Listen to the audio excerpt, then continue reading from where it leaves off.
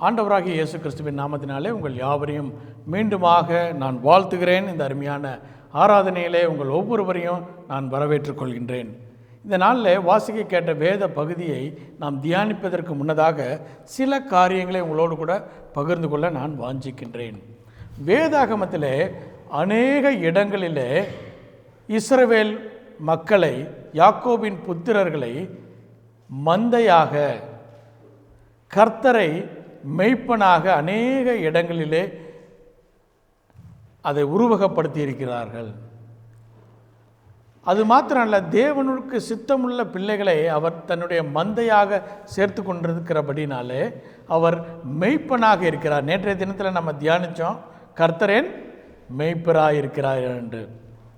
தாவீது சொல்லுகிறார், கர்த்தராகிய நீரே என்னுடைய மெய்ப்பராய் இருக்கிறீர் என்று சொல்லி சங்கீதங்களின் புஸ்தகத்தில் 23வது சங்கீதம் 1வது வசனத்தில் சொல்கிறார். அது மாத்திரமல்ல, தாவீதுக்கு அடுத்தபடியாக அநேக சங்கீதங்களை எழுதிய மனிதன் ஆசாப். அவர் எழுதுகிறாரு, ஒரு வசனத்தை வாசிப்போம். சங்கீதங்களின் புஸ்தகம் 77ஆம் அதிகாரம் 20வது வசனத்தை வாசிப்போம். கர்த்தருடைய ஜனத்தை அவருடைய ஊழியக்காரர்களை கொண்டு வழி நடத்துகிறார் என்று சொல்லி நாம் பார்த்தோம். அது மாத்திரம் இல்லை, இன்னொரு வசனத்தை வாசிப்போம். சங்கீதங்களின் புஸ்தகம் 79ஆம் சங்கீதம் 13வது வசனத்தில் அதே ஆசாப் எழுதுகிறார்,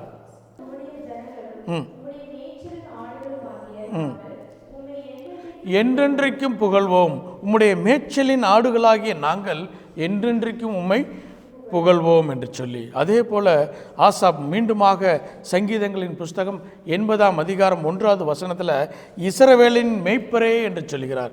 இஸ்ரவேலின் மெய்ப்பராகிய கர்த்தரே என்று சொல்கிறார். அப்படி அநேக இடங்களிலே கர்த்தரை மெய்ப்பராகவும் அவருடைய மந்தையாகிய இஸ்ரவேல் ஜனத்தையும், கர்த்தருக்கு கீழ்ப்படுகிற மக்களை மந்தையாகவும் உருவகப்படுத்தி நாம் வேதாகமத்திலே அநேக வசனங்களை வாசிக்க கேட்போம். இன்னொரு வசனத்தை கூட வாசிப்போம். ஆமோஸ் 3ஆம் அதிகாரம் 18வது வசனத்தை வாசிப்போம். ஆமோஸ் 3ஆம் அதிகாரம் 18வது வசனம்.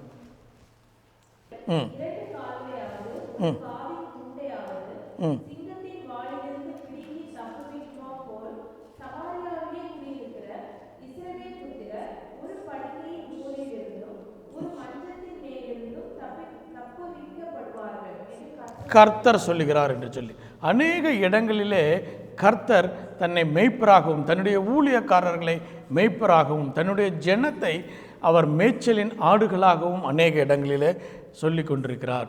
அதற்கு காரணம் என்ன என்று சொல்லி பார்ப்போம். முதலாவதாக நம்ம கர்த்தருடைய பிள்ளைகளை, இஸ்ரவேல் மக்களை, உங்களையும் என்னையும், ஆவிக்குரிய இஸ்ரவேலராகிய உங்களையும் என்னையும் அவர் மந்தை என்று சொல்வதற்கான முக்கியமான காரணம் என்ன என்று சொன்னால், சிம்பிள் ஆஃப் டிபெண்டன்சி. நாம் கர்த்தரையே சார்ந்து வாழ்கின்றோம். கர்த்தரை சார்ந்து நீங்களும் நானும் வாழ்கின்றபடினாலே கர்த்தர் நம்மை பார்த்து சொல்கிறார், நீங்கள் என்னுடைய மந்தை, நான் உங்களுடைய மெய்ப்பராய் இருக்கிறேன் என்று சொல்லி. மந்தைகள் எப்போதும் கான்ஸ்டன்ட் கேர் அண்ட் ப்ரொடெக்ஷன் வேணும். மெய்ப்பனுடைய கான்ஸ்டன்ட் கேர், அவனுடைய பராமரிப்புக்கும் அவனுடைய பாதுகாப்புக்கும் மந்தை தன்னை உட்படுத்தி கொண்டபடினாலே அந்த மந்தையை மெய்ப்பன் காக்கின்றான் என்று சொல்லி. ஆக நீங்களும் நானும் கர்த்தருடைய மந்தையாய் இருக்க வேண்டுமே ஆனால் நீங்களும் நானும் முதலாவது கர்த்தரிடத்திலே நம்மை ஒப்பு கொடுக்க வேண்டும். அவருடைய பாதுகாப்புக்கு, அவருடைய வழி நடத்துதலுக்கு, அவருடைய பராமரிப்புக்கு நீங்களும் நானும் ஒப்பு கொடுக்க வேண்டும் என்று சொல்லி முதலாவதாக தேவன் விரும்புகிறார்.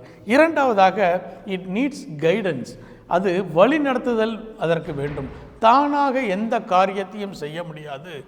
அந்த மந்தை மெய்ப்பனுடைய வழி நடத்துதலுக்காக காத்து கொண்டிருக்கிறது. மெய்ப்பன் அவர்களை வழி நடத்தும் போது மந்தை அவர்கள் மெய்ப்பனுக்கு பின்னாக சென்று அவன் மேய்ச்சலை காணும்.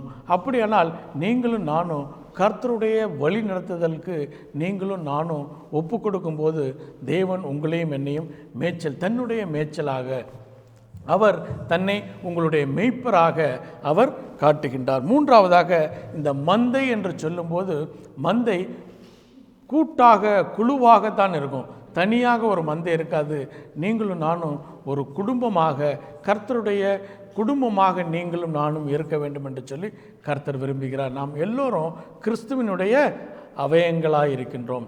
நீங்களும் நானும் ஒருமித்து வாழ வேண்டும், சபை கூடி வருவதை விட்டு விடாதிருங்கள் என்று சொல்லி வேதம் சொல்லுகிறதைப் போல நீங்களும் நானும் சேர்ந்து ஐக்கியமாக, சகோதர சகோதரிகளின் ஐக்கியமாக நீங்களும் நானும் வாழ வேண்டும் என்று சொல்லி கர்த்தர் விரும்புகிறார். அதனால தான் கர்த்தர் சொல்கிறாரு, இஸ்ரவேல் மக்களையும் யாக்கோபின் புத்திரர்களையும் உங்களையும் என்னையும் பார்த்து சொல்கிறாரு, இவர்கள் என்னுடைய மந்தை, இவர்களுடைய மெய்ப்பன் யார்? நான் என்று சொல்லுகிறார். கர்த்தருடைய காரியத்திற்கு நீங்களும் நானும் ஒப்பு கொடுக்கும்போது, அவருடைய பராமரிப்புக்கு, அவருடைய பாதுகாப்புக்கு நீங்களும் நானும் ஒப்பு கொடுக்கும்போது, அவருடைய வழி நடத்துதலுக்கு நீங்களும் நானும் ஒப்பு கொடுக்கும்போது, நீங்களும் நானும் அவருடைய சமூகத்தில் கூடி வருகின்ற போது நீங்களும் நானும் அவருடைய மந்தையாக இருப்போம் என்று சொல்லி. சரி, மந்தையை மெய்ப்பன் ஓட்டி கொண்டு போகும்போது வனாந்தரத்தில் கொண்டு போய் அநேக இடங்களிலே, புல்லுள்ள இடங்களிலே மேய்த்து கொண்டிருக்கும்போது பகல் எல்லாம் அது மேய்ந்து கொண்டே இருக்கும். ராத்திரியிலே அந்த மந்தையை அடைப்பதற்கு ஒரு அடைக்கலம் வேண்டும் இல்லையா? அதுதான் இஸ்ரவேல் தேசத்தில் படத்தில் போட்டிருக்கிறது தான். அது என்னது? மிக்டல் இடார் என்று சொல்லி, அதாவது அதை தமிழிலே மந்தையின் துருவம் என்று சொல்கிறார். ஒரே ஒரு வசனத்தை மாத்திரம் வாசிப்போம். மீகா 4ஆம் அதிகாரம் 8வது வசனம். எடுத்தவர்கள் ஆங்கிலத்தில் தமிழிலோ வாசிப்போம். மீகா 4ஆம் அதிகாரம் 8வது வசனம். மந்தையின் துருவமே, சீயோன் குமாரத்தியின் அரணே, முந்தின ஆளுகை உன்னிடத்தில் வரும், ராஜரீகம் எருசலேம் குமாரத்தியினிடத்தில் வரும் என்று சொல்லி கர்த்தர் சொல்கிறார். இந்த மந்தையின் துருவத்தில் ராத்திரியிலே மந்தை அடைக்கப்படும்.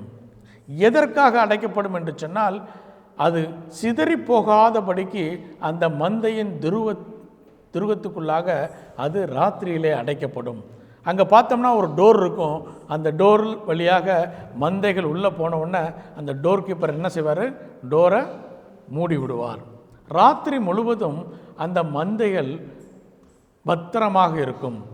மெய்ப்பன் வெளியே படுத்து கொண்டிருப்பான்.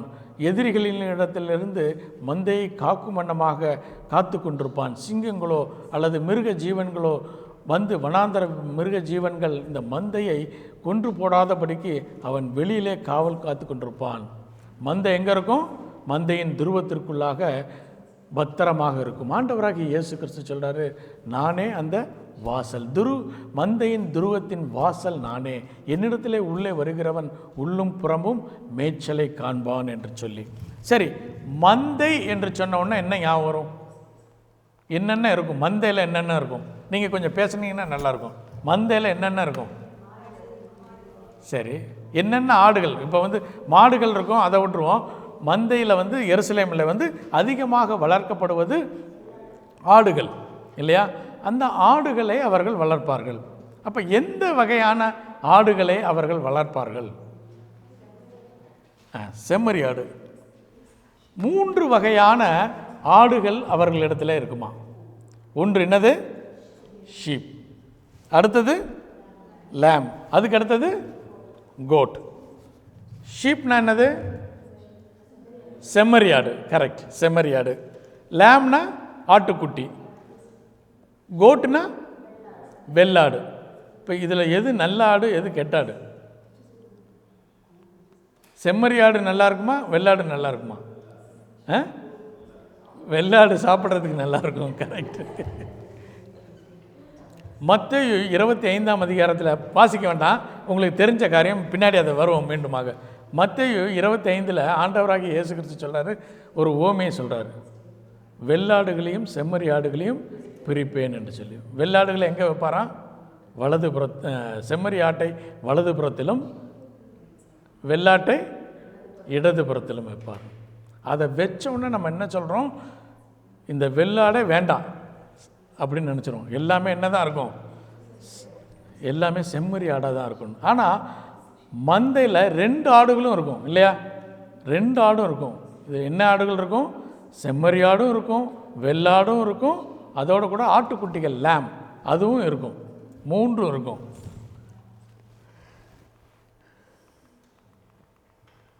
செம்மறி ஆடு, அதாவது ஷீப் என்று சொல்கிறோம் இல்லையா, அதை கீவ்ஸ் என்று சொல்லி எபிரேய பதத்தில் சொல்கிறோம்.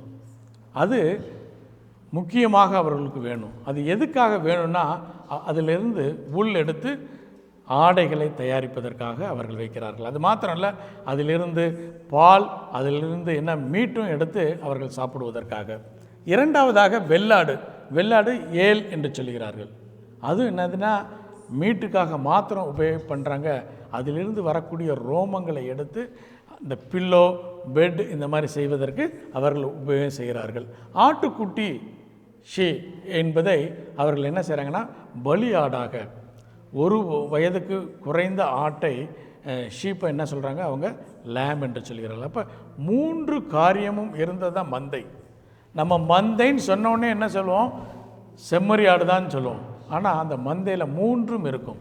இப்போ இந்த 3க்கும் உள்ள வித்தியாசம் என்ன என்று சொல்லி பார்ப்போம்.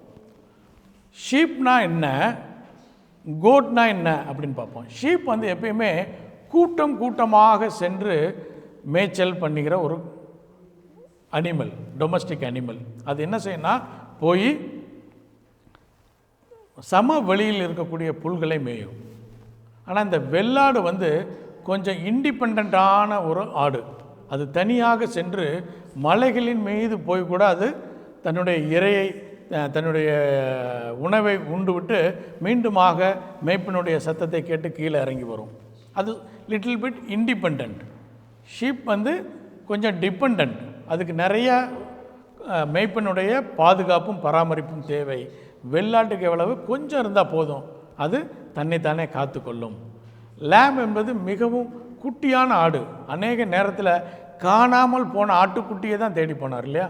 காணாமல் போன செம்மறி ஆடை தேடல, காணாமல் போன வெள்ளாடை தேடல, என்ன செஞ்சார், ஆட்டுக்குட்டி. அப்போ லேம் என்பது சீக்கிரத்தில் காணாமல் போகக்கூடியது. அப்படின்னா நம்முடைய ஆவிக்குரிய வாழ்க்கையில் பார்த்தா 3 நிலைமைகள். என்னென்ன நிலைமைகள்? ஒன்று வந்து சீக்கிரம் காணாமல் போயிடும், உலகத்தின் சத்தத்திற்கு கேட்டுட்டு சீக்கிரமாக நம்ம தேவனை விட்டு போகக்கூடிய ஒரு நிலைமை. மற்றொரு நிலைமை என்னென்னா தேவனுடைய வழிநடத்தல் எப்போது வேண்டும் என்று சொல்லி காத்திருக்கக்கூடிய செம்மறி ஆடுகள். 3வது வெள்ளாடு என்ன செய்யும், கொஞ்சம் தன்னிச்சையாக செயல்படக்கூடிய காரியம், ஆனால் அது தேவனுடைய சத்தத்தை கேட்கும் என்று சொல்லி. சரி, இப்போ மத்தேயு 25ஆம் அதிகாரத்திற்கு திருப்பிக் கொள்வோம். மத்தேயு 25:32.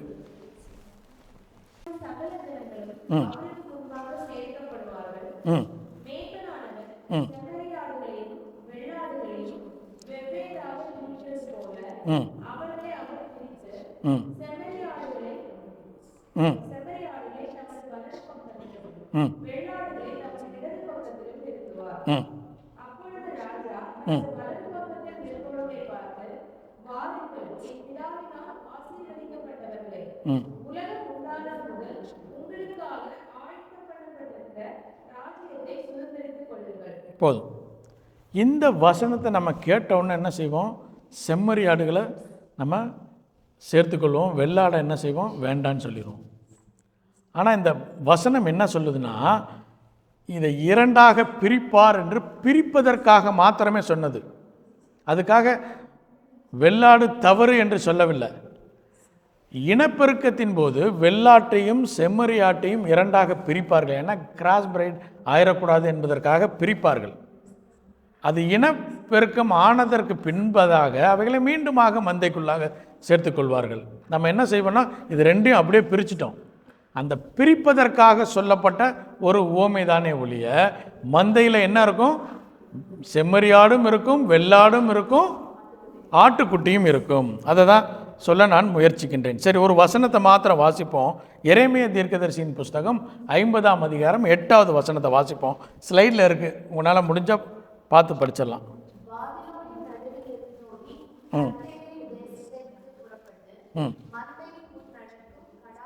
கடாக்களை போல் இருக்கும். இப்போ இன்னொரு வேதாகமத்தில் கடா அப்படிங்கிற ஒரு வேர்டு இருக்கும் இல்லையா. இப்போ அந்த கெடான்னு சொன்னோன்னா நம்ம எதை நினைப்போம், கெடா என்று சொன்னால் அது என்னது, கோட். அதாவது எதை குறிக்கிறது, வெள்ளாட்டை குறிக்கிறது. பொதுவாக ஆடு என்று சொன்னால் அது எதை குறிக்கிறது என்று சொன்னால் செம்மறி ஆட்டை குறிக்கிறது. இப்போ பல இடங்களிலே வேதாகமத்தில் கடா என்று இருக்கும். கடா என்று சொன்னாலே என்ன ஆயிரும், அது வெள்ளாடு. ஆடு என்று சொன்னால் அது என்னது? செம்மறி ஆடு. இதை நீங்களும் நானும் நினைவில் வைத்துக்கொள்ள வேண்டும். சரி, இன்னொரு வசனத்தை கூட வாசிப்போம். 1 சாமுவேல் 25ஆம் அதிகாரம் 8வது வசனம். ஸ்லைட்லேயே இருக்கு. மாகோனில் ஒரு மனுஷன் இருந்தான். மாகோன்னு எங்கே இருக்கு? நேற்று பார்த்தோம். எதனுடைய என்ட்ரன்ஸு? யூதேயாவின் வனாந்தரத்தின் என்ட்ரன்ஸ். ஓகே, அங்கே ஒரு மனிதன் இருந்தான். ம்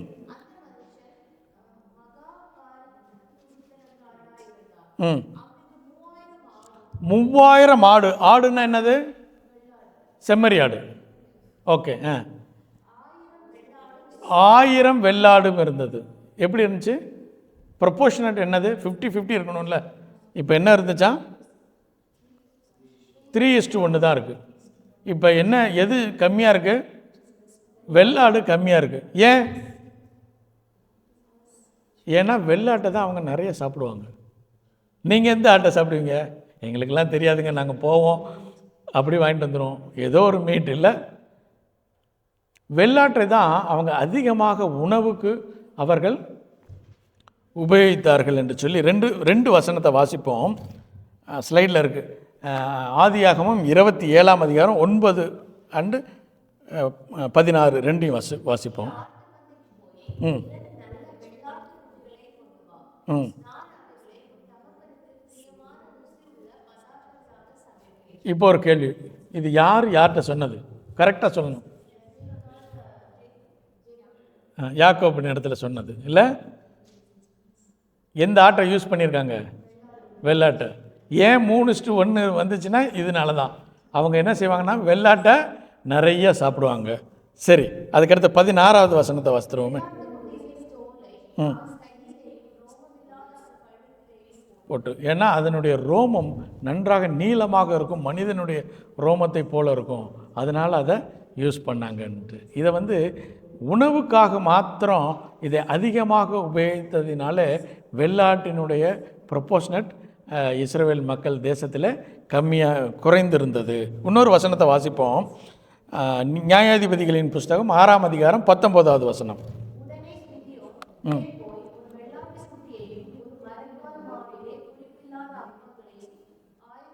சரி, கிதியோன் என்ன செஞ்சார்? எந்த ஆட்டை எடுத்தார்? செம்மறி ஆட்டை எடுத்தாரா, வெள்ளாட்டை எடுத்தாரா? அப்போ வெள்ளாடு நல்ல ஆடா கெட்டாடா? நல்லாடு. சாப்பிட்றதுக்கு நல்லாடு இல்லை, சாப்பிட்றதுக்கு நல்லாடு. அப்போ இஸ்ரவேல் மக்கள் அநேக உணவுக்காக இந்த வெள்ளாட்டை அதிகமாக உபயோகித்தார்கள். ஆனால் பலி செலுத்தும் போது அவங்க என்ன செஞ்சாங்க? அந்த ஆட்டுக்குட்டியை செஞ்சாங்க. ஆனால் சில நேரங்களில் கர்த்தர் என்ன செய்கிறார்? ரெண்டையுமே யூஸ் பண்ண சொல்கிறார். யாத்திரையாகவும் 12ஆம் அதிகாரம் 5வது வசனம், இந்த பாஸ் ஓவர் லேம், அதாவது பஸ்கா ஆட்டுக்குட்டியை எப்படி தேர்ந்தெடுத்து கொள்ள வேண்டும் என்று சொல்லி கர்த்தர் கட்டளை கொடுத்துருக்கிறார். வாசிப்போம். அந்த ஆட்டுக்குட்டி ஸ்லைட்லேயே இருக்குது எல்லா வசனமும்.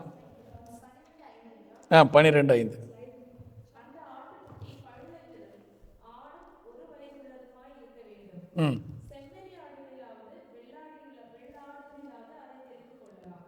ஓகே, என்ன ஆடை எடுக்கணுமா? பஸ்கா ஆட்டுக்குட்டியை எடுப்பதற்கு எந்த ஆடையும் எடுக்கலாம். 2 ஆடில் எது வேணாலும் எடுக்கலாம். இப்போ நம்ம என்ன பார்த்துக்கிட்டு இருக்கோம்னா, நம்ம வெள்ளாடை வேண்டான்னு சொல்லி ரிஜெக்ட் பண்ணிடுறோம். அது கிடையாது, அதனுடைய உண்மை அது கிடையாது என்பதை நாம் பார்த்து கொண்டுக்கிறோம். அப்போ பஸ்கா ஆட்டுக்குட்டியை எடுக்க வேண்டுமே ஆனால் எதை எடுக்கலாம்? செம்மறியாடையும் எடுக்கலாம், வெள்ளாடையும் எடுக்கலாம். இப்போ ஒரு கேள்வி, ஆண்டவராகிய இயேசு கிறிஸ்து வெள்ளாடா செம்மறியாடா?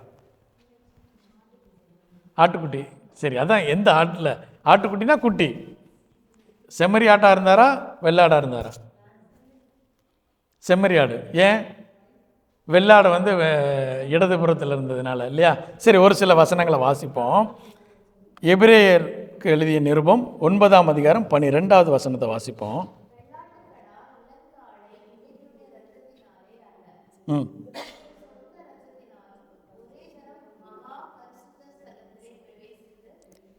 நித்திய மீட்பை உண்டு பண்ணினார்.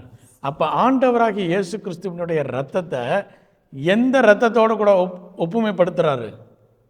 வெள்ளாட்டை குறித்து சொல்கிறார். அப்போ வெள்ளாடை நம்ம வேண்டான்னு ரிஜெக்ட் பண்ண கிடையாது, அதுவும் மந்தையில் இருக்கக்கூடிய ஆடு. நம்முடைய திருச்சபைகளிலே 3 விதமான விசுவாசிகளின் கூட்டம் இருக்கும். எப்படி இருக்கும்? வெள்ளாடும் இருக்கும், செம்மறியாடும் இருக்கும், ஆட்டுக்குட்டியும் இருக்கும். அப்போ ஒரு மெய்ப்பனுடைய வேலை என்னென்னா எல்லாத்தையும் என்ன செய்ய வேண்டும்? பராமரிக்க வேண்டும். ஒருவேளை செம்மறி ஆட்டுக்குட்டியை அப்படியே விட்டுட்டா போதும், போகிற டைமில் கூப்பிட்டா அது தன்னால் வந்துடும், மந்தைக்குள்ளாக சேர்த்து கொள்ளலாம். ஆனால் செம்மறி ஆட்டுக்கு பராமரிப்பு தேவை. அதுக்கு எங்கே உணவு இருக்கிறது, எங்கே தண்ணீர் இருக்கிறது என்று சொல்லி மெய்ப்பன் அதுகளை காட்ட வேண்டும். அது மாத்திரம் இல்லை, ஆட்டுக்குட்டியை அவன் கண்காணித்து கொண்டே இருக்க வேண்டும். ஏன்னா வழி தவறுவதற்கு அநேக காரியங்கள் இருப்பதினாலே ஆட்டுக்குட்டி தன்னுடைய மந்தையை விட்டு வெளியே சென்று அது காணாமல் போய்விடும். அதனால் ஒரு மெய்ப்பனுடைய வேலை இந்த 3 காரியங்களையும், 3 செம்மறியாடு, வெள்ளாடு, ஆட்டுக்குட்டிகளை மேய்ப்பதிலே அவன் கவனமாக இருக்க வேண்டும் என்று சொல்லி. இப்போ சரி, இப்போ மறுபடியும் நம்ம யோவான் எழுதிய சுவிசேஷம் 10ஆம் அதிகாரத்துக்கு திருப்பிக் கொள்வோம். இந்த சம்பவம் எங்கே நடக்குது? எந்த இடத்துல நடக்குதுன்னா எருசலேமுடைய ஆலயத்தில் நடக்குது. நீங்களும் நானும் அறிந்த வண்ணமாக இந்த சுவிசேஷ புஸ்தகங்கள் மத்தேயு, மார்க்கு, லூக்கா, யோவான் இவைகளெல்லாம் அதிகாரங்களாகவும் வாக்கியங்களாகவும் வசனங்களாகவும் எழுதப்படவில்லை, மொத்தமாக எழுதப்பட்டது. அதை நம்முடைய கன்வீனியன்ஸ்க்காக என்ன பண்ணிருக்கோம்? சாப்டராகவும் வேர்சஸாகவும் கன்வெர்ட் பண்ணி நம்ம பைபிளில் வச்சுருக்கோம். எதுக்குன்னா நம்ம கண்டுபிடிப்பதற்காக. எழுதும்போது சுவிசேஷ ஆசிரியர்கள் அதிகாரத்தின் அடிப்படையில் எழுதலை. பொதுவாக சினாப்டிக் காஸ்பல் என்று சொல்லக்கூடிய மத்தேயு, மார்க்கு, லூக்கா சம்பவங்களின் அடிப்படையிலே எழுதப்பட்டது. ஆனால் யோவான் சுவிசேஷம் மாத்திரம் கருத்தின் அடிப்படையிலே எழுதப்பட்ட ஒரு சுவிசேஷ புஸ்தகம். ஆனாலும் கூட இந்த யோவான் 10ஆம் அதிகாரமும் 9வது அதிகாரமும் என்னது?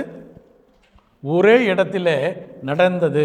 இந்த 10வது அதிகாரத்தில் நானே மெய்ப்பனாய், நல்ல மெய்ப்பனாய் இருக்கிறேன் என்று சொல்லி ஆண்டவராகிய இயேசு கிறிஸ்து ஏன் சொன்னார் என்று சொல்லி நீங்களும் நானும் கற்றுக்கொள்ள வேண்டுமே. ஆனால் யோவான் 9ஆம் அதிகாரத்தை நாம் வாசிக்க வேண்டும்.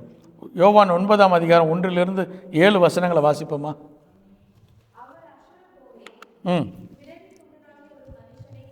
என்ன குருடனா? பிறவி குருடன். என்ன குருடன்? பிறவி குருடன். பிறவி குருடன்னா என்னது?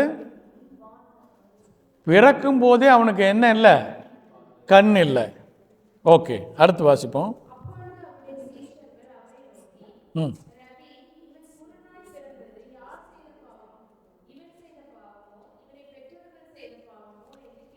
பொதுவாக இஸ்ரவேல் தேசத்திலே ஒரு ராங் கான்செப்ட் இருந்துச்சு. என்னென்னா, பிரச்சனைகள் வந்தால் தேவன் என்ன செய்வார்?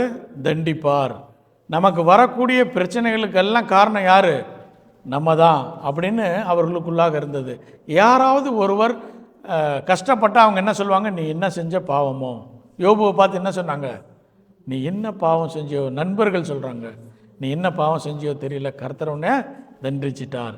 அதே மனநிலையில் இப்போ யார் சொல்கிறாங்க? சீஷர்கள் ஆண்டவராகிய இயேசு கிறிஸ்துவை பார்த்து கேட்குறாங்க, இந்த குருடன் பிறவி குருடனாகவே பிறந்திருக்கிறான். ஒருவேளை வாழ்க்கையில் ஒரு ஆக்சிடெண்ட் ஆகி அவன் கண்ணு போயிருந்துச்சுன்னா அதுக்கு யார் தப்பு சொல்லலாம்? அவன் தவறாக ரோடை கிராஸ் பண்ணால் ஆக்சிடெண்ட் ஆயிடுச்சுன்னு சொல்லலாம்.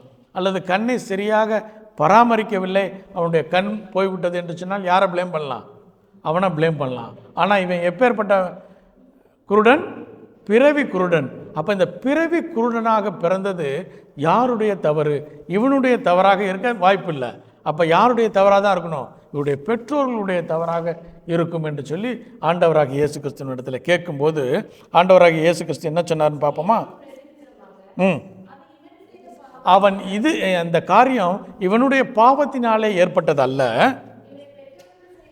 இவனுடைய பெற்றோர்கள் செய்த பாவமும் அல்ல, தேவன் மகிமைப்படும் வண்ணமாக இவன் இப்படி பிறந்தான் என்று சொல்லி வாசிப்போம். தொடர்ந்து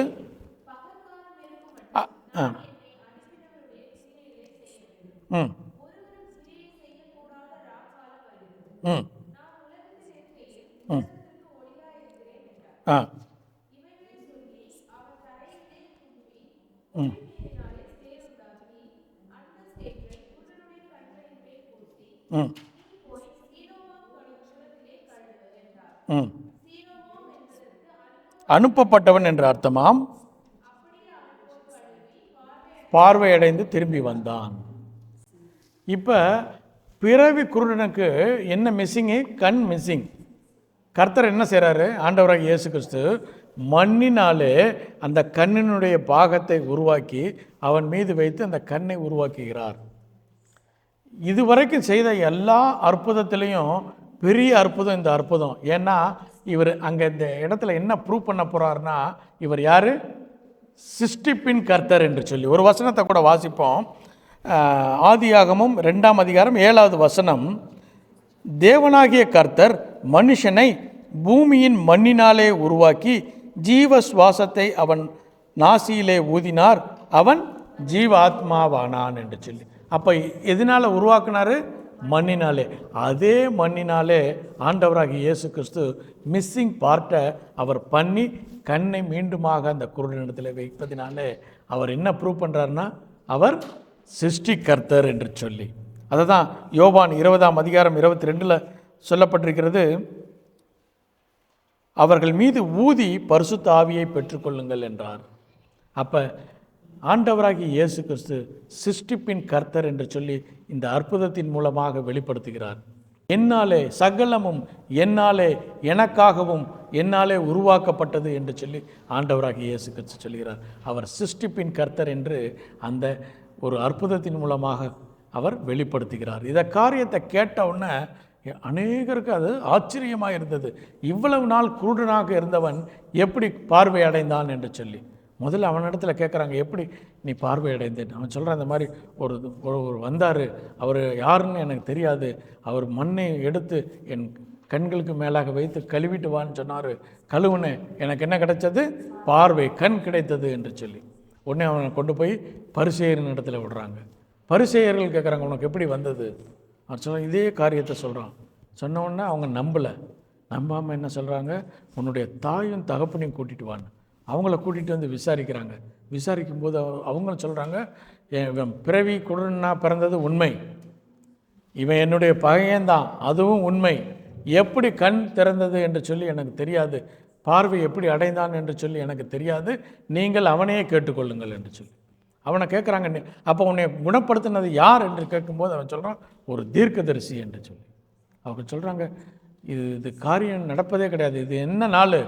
ஓய்வு நாளில் போய் கர்த்தருடைய நாளில் போய் ஒருவன் அற்புதத்தை செய்ய மாட்டான், இது தேவனால் வந்தவன் அல்ல என்று சொல்லும்போது அவன் சாட்சி சொல்கிறான், தேவனால் வராதவனாக இருந்தால் இப்படிப்பட்ட ஒரு பெரிய மிராக்கிளை எப்படி செய்ய முடியும்? ஏதோ கண் பார்வை குறைந்தவனுக்கு கண் பார்வை கொடுக்க முடியும், ஆனால் பிறவி குருடனாக இருந்த எனக்கு பார்வை அளிக்கிறார் என்று சொன்னால் அவர் மெய்யாகவே கர்த்தரிடத்திலிருந்து வந்த தீர்க்கதரிசி என்று சொல்லும்போது மீண்டுமாக அவனை ஆண்டவராகி இயேசு கிறிஸ்து மீட் பண்ணுறார். மீட் பண்ணும்போது சொல்கிறாரு, நீ தேவகுமாரனை விசுவாசிக்கிறாயா என்று சொல்லி. அதற்கு அவன் சொல்கிறான், தேவகுமாரன் யார் ஆண்டவரே என்று கேட்கும்போது அவர் சொல்கிறார், உன்னோடு கூட பேசிக்கொண்டிருப்பவர் தான் தேவகுமாரன் என்று சொல்லும்போது அவன் சொல்கிறான், நான் விசுவாசிக்கிறேன், நீ தேவகுமாரன் என்று நான் விசுவாசிக்கிறேன் என்று சொல்லி. இந்த காரியங்கள் நடந்த பின்பு அவர் அந்த பரிசேயர்களுக்கு என்ன ஒரே ஒரு காரியம்னா, இந்த அற்புதத்தை யார் செய்ய முடியாது? ஒரு தேவனுடைய மனிதன் செய்ய முடியாது என்று சொல்லி. ஏன்னா அவங்க நினச்சிருக்காங்க இந்த காரியத்தை ஒரு கர்த்தரால் மாத்திரமே செய்ய முடியும், இந்த மனிதன் கர்த்தரால் வந்தவர் அல்ல என்று சொல்லி சொல்லும்போது இந்த 10வது யோவான் 10ஆம் அதிகாரத்தை அவர் சொல்கிறார். 1-2 வசனங்களை வாசிப்போமா? யோவான் எழுதிய சுவிசேஷம் 1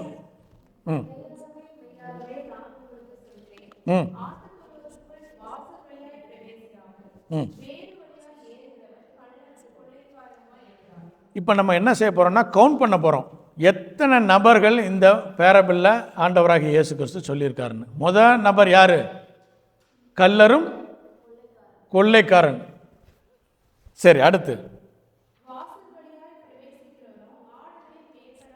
இப்போ 2வது யார்? மெய்ப்பன். இல்லை, முதல்ல என்ன பார்த்தோம்? கல்லனும் கொள்ளை. 2வது மெய்ப்பன். சரி, அடுத்து வாசிப்போம். இப்போ யாரை பார்க்குறோம்? 3வது நம்பர் யார்? டோர் கீப்பர் இல்லையா? Door keeper. ஆடுகள். இப்போ ஆடுகள்னா மந்தைகள்லாம் என்னது? 3 விதமான ஆட்டுகள். என்னது? செம்மறி ஆடுகள், வெள்ளாடுகள், ஆட்டுக்குட்டி. சரி. ம் ம் ம் ம் ம் ம்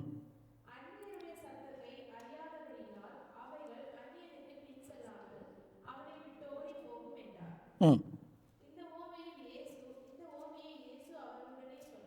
ம்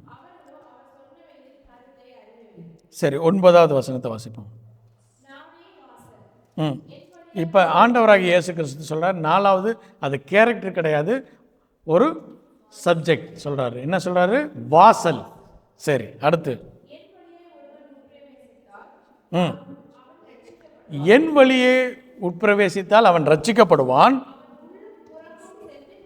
உள்ளும் புறம்பும் இம்மையிலும் மறுமையிலும் அவன் மேய்ச்சலை காண்பான்.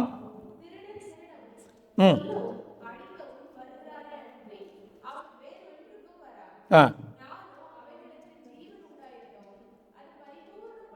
வந்தேன் என்றார். ம் நல்ல மேய்ப்பன் தன் ஆடுகளுக்காக ஜீவனை கொடுக்கிறானா? கொடுத்தாரா?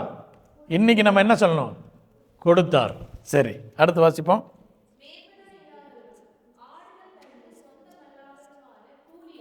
போதும்.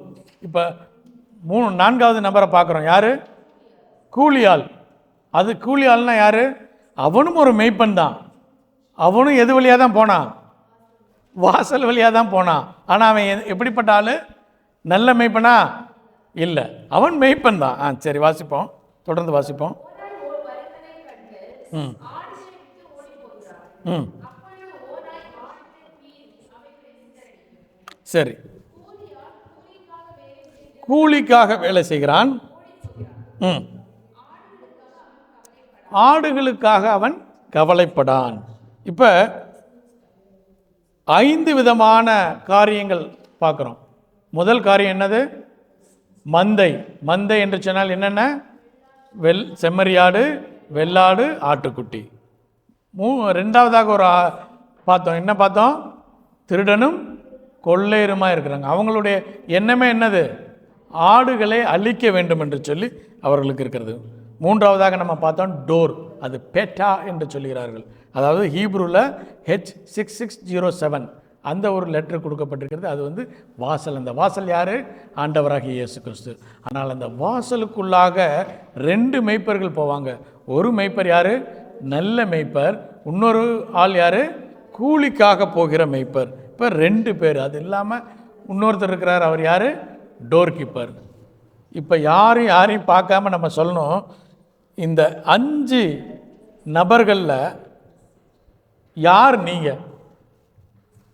நீங்களே சொல்லணும், மனசுக்குள்ளே சொல்லுங்கள். நீங்கள் யார்? ஆட்டுக்குட்டியா, இல்லை செம்மறி ஆடா, இல்லை வெள்ளாடா? கண்டிப்பாக திருடரும் கொள்ளையராக இருக்க மாட்டீங்க அப்படின்னு நான் நம்புகிறேன், இல்லையா? சரி, அடுத்தது டோர் கீப்பர். அதுக்கு அடுத்தது நல்ல மெய்ப்பர். நல்ல மெய்ப்பர் என்று சொல்லும்போது ஆண்டவராகிய இயேசு கிறிஸ்து சொல்கிறாரு, நானே நல்ல மெய்ப்பராக இருக்கிறேன். இப்போ அவர் நம்ம கூட இல்லாதபடினாலே அவர் என்ன செய்கிறாரு? நல்ல மெய்ப்பர்களை நியமித்திருக்கிறார். ஒவ்வொருத்தரையும் ஒரு நல்ல மெய்ப்பனாக நியமித்திருக்கிறார். அவர் நியமித்த இந்த உலகத்தில் இருக்கக்கூடிய மெய்ப்பர்கள் எல்லாம் நல்ல மெய்ப்பர்கள். அப்போ அந்த நல்ல மெய்ப்பர்கள் இயேசு மாத்திரமல்ல, இயேசுவின் சீஷர்கள். இன்றைக்கி நீங்களும் நானுமாக இருக்கலாம். அதுக்கு அடுத்தது என்னது? கூலிக்காக வேலை செய்யக்கூடிய மெய்ப்பர்கள். இதில் எந்த கேட்டகரியில் நீங்கள் இருக்கிறீங்க? ஆட்டுக்குட்டியா,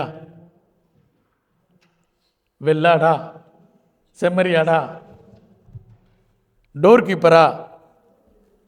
டோர் கீப்பர். நல்ல மெய்ப்பரா, அல்லது கூலிக்காக வேலை செய்கிற? இந்த கூலிக்காக வேலை செய்யக்கூடிய மெய்ப்பனும் நல்ல மெய்ப்பனும் எது வழியாக தான் போனாங்க? வாசலின் வழியாக தான் போகிறாங்க. அவர்களுடைய சத்தத்தையும் ஆடுகள் என்ன செய்து, மந்தை என்ன செய்து, கேட்குது. அவர்களுக்கு பின்னாகவும் மந்தை என்ன செய்து போகுது வெளியில். ஆனால் ஒரே ஒரு காரியம், சத்துருவானவன் வரும்போது கூலிக்காக வேலை செய்யக்கூடிய மெய்ப்பன் என்ன செய்வான், தன் ஜீவனை காத்து கொள்ளும்படியாக ஆடுகளை மீது கவலை இல்லாமல் அதை விட்டு அவன் தப்பித்து கொள்வான். ஆனால் நல்ல மெய்ப்பன் என்ன செய்வான், தன் ஆடுகளுக்காக என்ன கொடுப்பான், தன் ஜீவனை கொடுப்பான். ஒருவேளை ஜீவனை கொடுக்குற அளவுக்கு நம்முடைய ஜீவனை கொடுத்து பிரயோஜனம் கிடையாது இல்லையா? இயேசு கிறிஸ்து ஜீவனை கொடுத்தார், அதனால் ரட்சிப்பு வந்துச்சு. நீங்களும் நானும் கொடுத்தோம்னா ஒரு பிரயோஜனம் இல்லை. அப்போ அது ஜீவன் அல்ல, நம்முடைய நேரம், நம்முடைய தாளந்து, நம்முடைய காரியங்கள் எல்லாவற்றையும், நம்முடைய பர்சனல் ப்ரியாரிட்டி, இவைகளை எல்லாம் விட்டு தன்னுடைய மந்தைக்காக நீங்களும் நானும் செலவழிக்க வேண்டும். அப்போ தான் நல்ல மெய்ப்பனாக இருக்க முடியும். இப்போ நீங்கள் சொல்லுங்கள், நல்ல மெய்ப்பனா எங்கே பாஸ்டர்? நாங்கள் எப்படி மெய்ப்பனாக முடியும்? நாங்கள் ஒரு விசுவாசி தான் இல்லை, நாங்கள் ஒரு சாதாரண விசுவாசி தான், நாங்கள் எப்படி மெய்ப்பனாக இருக்க முடியும்? இல்லை, நீங்கள் எதுக்கு மெய்ப்பன்னா, உங்களுடைய குடும்பத்திற்கு நீங்கள் மெய்ப்பன், உங்களுடைய பிள்ளைகளுக்கு நீங்கள் நல்ல மெய்ப்பன், உங்களுடைய மனைவிக்கு நீங்கள் நல்ல மெய்ப்பன், உங்களுடைய கணவனுக்கு நீங்கள் நல்ல மெய்ப்பன். அப்போ நல்ல மெய்ப்பனுடைய காரியத்தை நீங்களும் நானும் செய்ய வேண்டும் என்று சொல்லி தேவன் விரும்புகிறார். அப்போ நம்முடைய காரியங்களை கவனமாக செய்ய வேண்டும். இந்த காலகட்டத்தில் அநேக கூலிக்காக வேலை செய்யக்கூடிய மெய்ப்பர்கள் இருக்கிறார்கள். அவர்களை நீங்களும் நானும் இனம் கொண்டு கொள்ள வேண்டும்.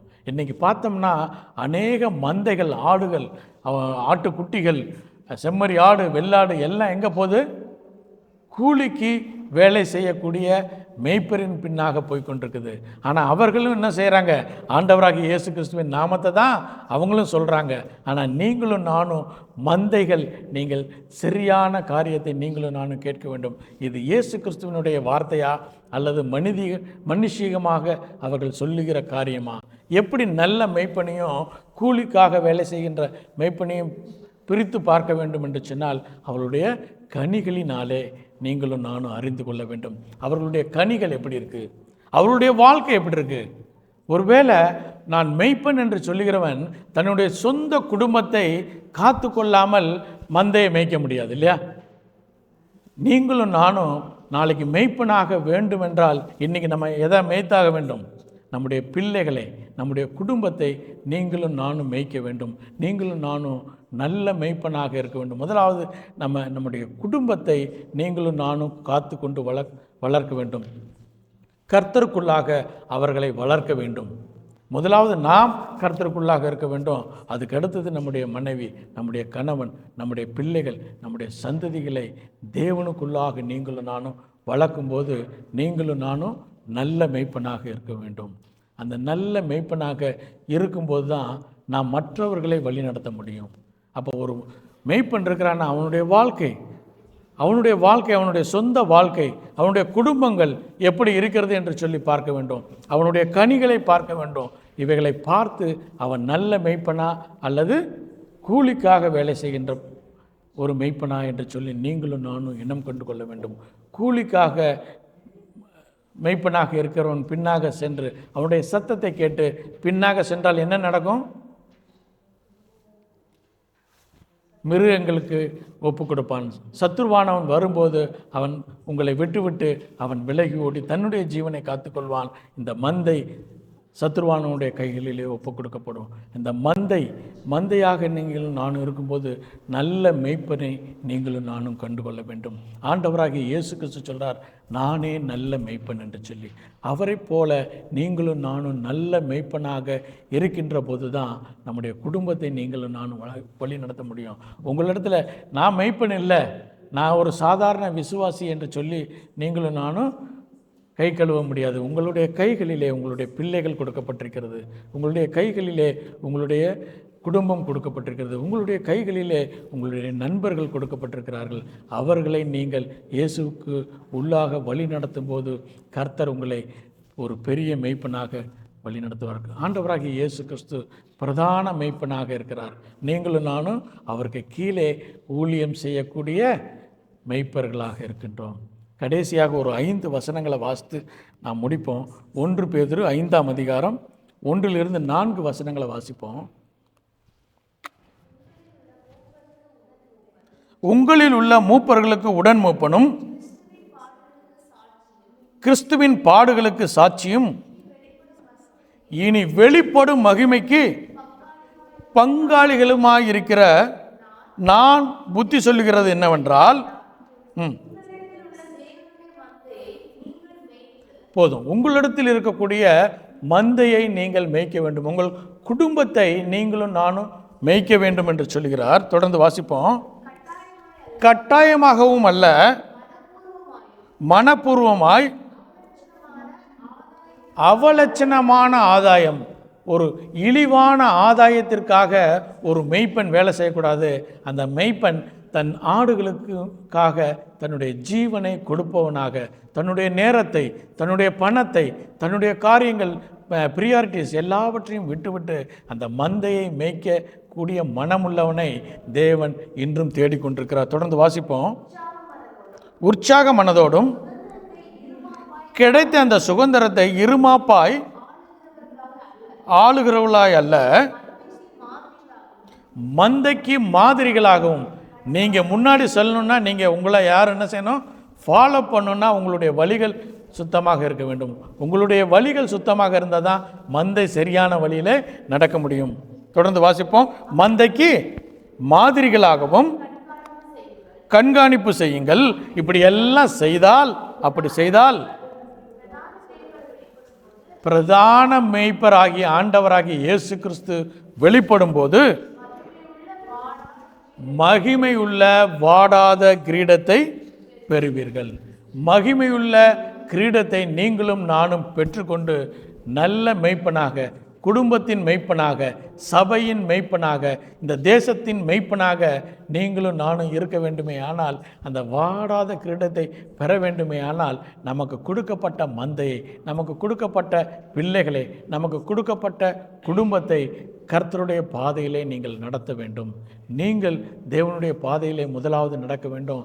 உங்களுக்கு கொடுக்கப்பட்ட குடும்பத்தை தேவனுடைய வழிகளிலே நீங்கள் நடக்கும்போது நீங்கள் நல்ல மேய்ப்பராக இருப்பீர்கள். நல்ல மேய்ப்பராக நீங்கள் இருக்கும்போது, பிரதான மேய்ப்பர் வரும்போது நீங்களும் நானும் என்ன பெறுவோம்? வாடாத கிரீடத்தை நீங்களும் நானும் பெறுவோம். கண்களை மூடி இருக்கக்கூடிய இடத்துல எழுந்து நிற்போமா?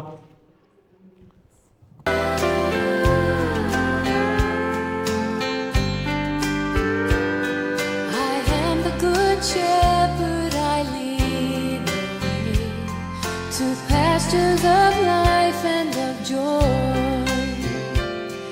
and safe in my fold you will always stay, where no one can